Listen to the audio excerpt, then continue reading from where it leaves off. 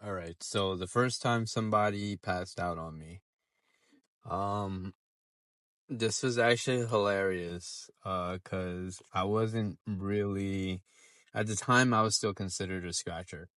I wasn't tattooing for a long time yet. I just had moved back to New York not that long after that, and I just got back into tattooing. And I visited this guy in Woodside, and it was super sketchy, because I have to go through these alleyways to get to this guy's house, and he has me set up in like his garage, right? So, at first it's just like a regular setup. So at first it was just like a regular setup.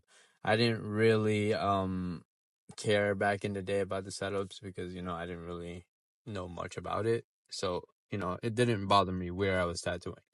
Um, but we get about 30 minutes into the tattoo. He's having a hard time, and he's just like, "Yo, Fame, you mind if I smoke some weed?" And then I'm just like, "You know what, bro? I don't think that's a good idea." And he's like, all right, I'm gonna take your word. So he continues, but he doesn't last long.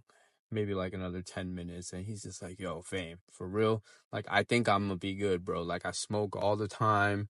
So, it's not like it's something different." He's like, "I'm not doing it to kind of like space out." He's like, "I'm just trying to kind of get leveled?" I was like, "You know what? Go for it, you know." So he smokes a blunt. Um, And afterwards, we get back into tattooing. Mind you, his boy is there too, so he's watching. And couple of minutes in, not even a couple of minutes in, I get back into tattooing him, and then all of a sudden, like I just kind of feel him like jitter a little bit. And I was just like, "The fuck," you know? I didn't think much of it. I just thought he was in pain. And then I went to go touch him again, and he just began to shake. And then his head started to roll back. He fell off the chair. His boy started freaking out, like, "Yo, what did you do to him? What did you do to him?" I started freaking out, like, I don't know. This guy is like having a seizure on me.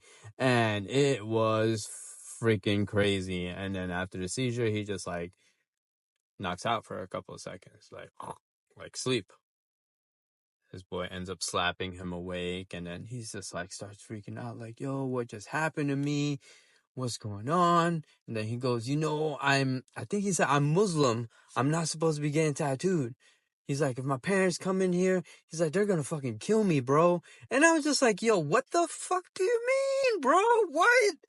So I ended up panicking. I ended up just packing my shit, and he's just like, "No, you don't gotta go. We just gotta be quiet." I was like, "No, bro, I gotta go. I don't know what I'm dealing with. I gotta go."